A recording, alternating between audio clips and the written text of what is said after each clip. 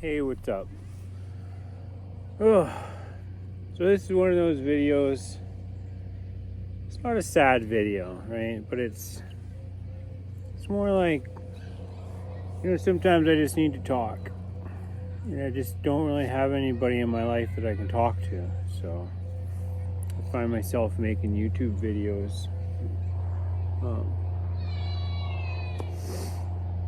Yeah, I just it's got so much going on in my life right now that it's just, I wouldn't go so far as to say that it's overwhelming, but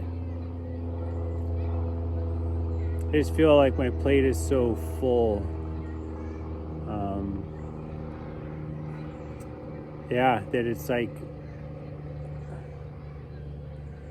right now with all this yoga stuff, it's like I got a yoga headache from reading so many books about it just nonstop, and I can't stop because I can't fall behind on my reading, and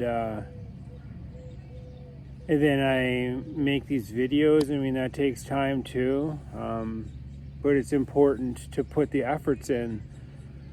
And then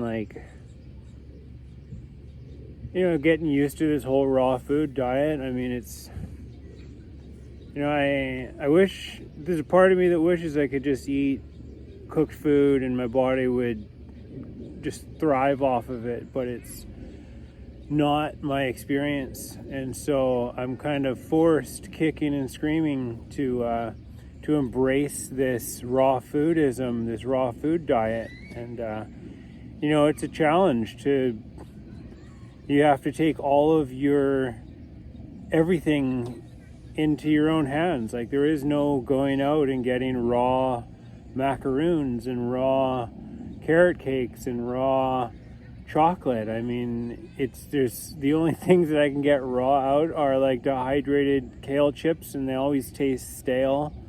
You can taste like the rancidness because they're old. I don't know how old they are. They're not that old because they're in the supermarket, but they're not good anyways. And then these you can get macaroons. You can get dehydrated raw macaroons, but still they're like $10 for this tiny little bag. It's ridiculous. Yeah, so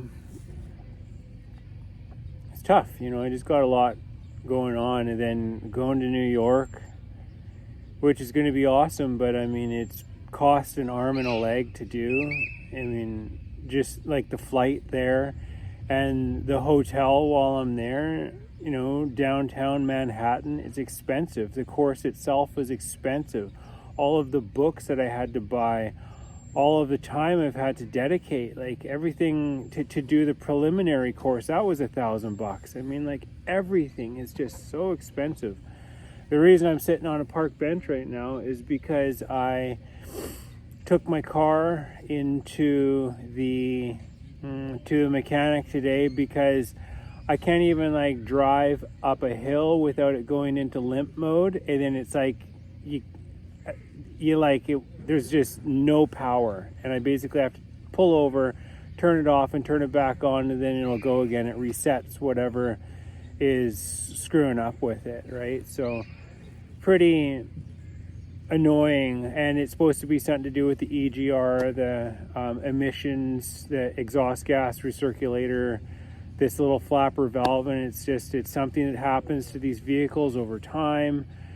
And so that's super expensive to get fixed, like $800. And then they're like, oh, I go in to get it fixed, and they're like, yeah, it's going to be another $300 because of the part cost more.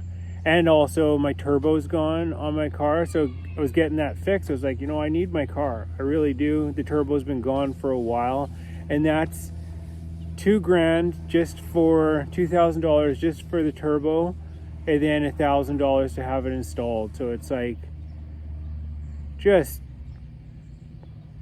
life is expensive. I don't know, for myself right now at this time. Last year, that car too just ate up a ton of money, but I couldn't afford to really get anything else better, and it just didn't make sense for me. So I ended up fixing my car. But yeah, it was like just thousands and thousands and thousands of dollars to just to stay afloat, you know. And you know, after this whole yoga thing, I'm gonna start a business. I got to do something with this qualification and with myself in general, aside from writing a book and making YouTube videos. So I'm gonna really promote myself, and I'm gonna offer everything that I have to offer. And you know, but that's, you know, it's awesome, but it's still a huge undertaking. Yeah, and it's just all these things. And also when I get back, you know, I'm kind of in a gray area with where I'm living, where I'm going to have to, you know, I was supposed to essentially be moving out at the end of the month, but it seems that I can stay a little bit longer. But then I have this van that I have to get built. So it's like building a van, you know, like any one of these things is a project that is consuming, never mind all of them simultaneously. It's just, you know, going deeper and deeper into debt on my credit card, and without that I wouldn't be able to do any of this stuff. And yeah, you know, I have a part of me that wants to make music, that has this want to do that, but you have to learn how to use software and how to play instruments properly, and it's just another endeavor that takes a lot of time and effort and, you know, resources and things like that, and you have to have a place to do all that. And it's like, at the present I rent a room, and I'm going to be living in a van down by the river, right, or whatever. So yeah, I guess you know, there's also a part of me that I've been on my own for about 4 years now, I think, single. And you know, that's a part of me that, you know, I would love to say that I'm just 100% content with being single. And I do, you know, trust that when it happens, it happens. But, you know, there's something nice about being in a relationship where you have somebody who you can talk to that's not your phone. You know, to wake up by somebody, you know, to make breakfast for them, do things for them, and vice versa, you know, like,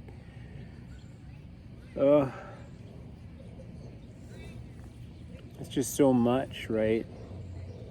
You know, and I'm not complaining. You know, I'm very grateful for the path that I'm on and everything that I have been given in my life. And you know, I know that it's, you know, most likely going to turn around eventually. But I'd like to think that it would turn around this year or next year. But yeah, you know, it's challenging when you're not there yet. And yeah, there's just so much uncertainty. I mean, all a person can do is have faith, you know, trust in that, you know, trust in this idea that it's all going to work out and everything happens for a reason and everything adds up, and, you know, there's not doing anything for nothing. You know, it's all part of something. But yeah, it's just challenging. And yeah, it just feels good. It feels good just to talk about it a little bit, because otherwise I just have to, these ideas, you know, all of these things that kind of weigh on my shoulder, they just kind of run around in my head, you know, and they weigh on my shoulders. And you know, it's not like I crumble under the weight. It's not like it gives me a headache, but it you know, at times it's just a bit to yeah, it's a bit. So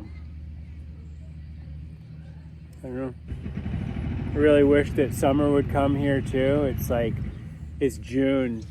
It's the middle of June and I'm wearing a jacket and pants. Because I chose to ride my skateboard back from the mechanic. I just need to get out of the house because, like I said, I just have this yoga headache right now. I just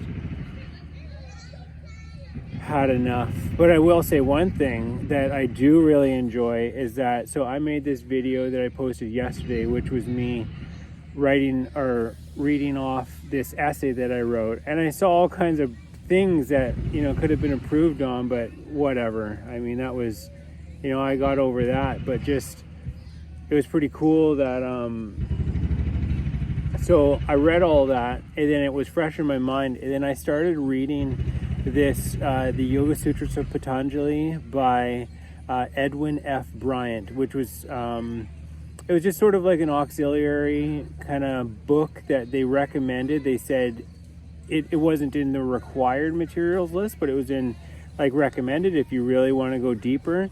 And like I said, it was like this thick and like 30 hours long on Audible, but I started reading it or listening to it on Audible, and it's awesome.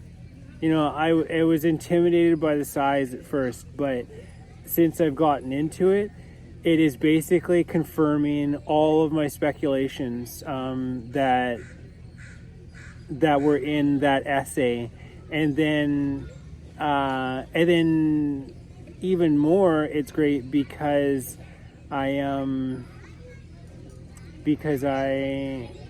have something to add to that conversation, like some of the research that I have done, the questions that I asked Bashar and stuff like that, and what I put forward, you know, it contributes to the conversation. Like, I don't know if any yoga scholars would ever watch my videos or find them, right? But they're there. Maybe if I tag them properly, that's just another thing too, is like doing all this whole YouTube thing properly, you know. It's another thing, you have to sit down and do the tags and blah blah blah. So lots of work, but that is something that was a really nice thing for me yesterday, was to kind of see that I was on the right path, that I wasn't out to lunch, and that I'm not the only one who felt this way, that it is a conversation that does take place amongst scholars regarding the origins of yoga and how it relates to other things. And so, yeah, that was like very good for me, because I don't know if the right word is worried, but I worried a little bit that, you know, the ideas that I was putting forth, because they challenged some of the what you might call orthodox kind of the established, some of the established views about what some of these things are, like to do with karma, like to do with God, to do with this idea of reincarnation, to do with the origins of yoga, and to do with the history of mankind and whatnot. And I don't take credit for any of these things, you know. I'm just reporting what information I came across from the various sources that I reference. But it was good. So that was certainly a win. Yeah. Anyways, I should probably skateboard home before it starts raining, because it's supposed to. But yeah, you know, maybe this time I am looking for a shoulder to cry on. I don't know. I don't feel like crying, but I just I don't know, I feel a little melancholy, I suppose. And yeah, I don't know why I felt like sharing this, but I did. So I'm gonna get on with my day and pick up my socks. I do have these socks. Oh, they got polka dots on them. I'll pick up my socks and push on. Let's do that one.